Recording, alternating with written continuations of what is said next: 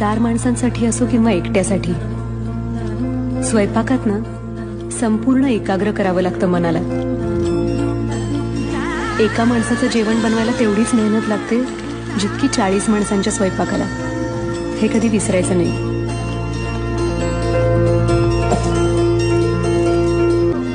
स्वयंपाक करणं म्हणजे काय? आपल्यातलं काहीतरी काढून त्या पदार्थाला देणं. तुम्ही काय द्याल तुमच्या भाजीला, तुमच्या आमटीला? मी ना माझ्या मनातलं सगळं सांगते माझ्या पदार्थांना. ते समजून घेतात आपल्याला आणि मग चव येते त्यांना.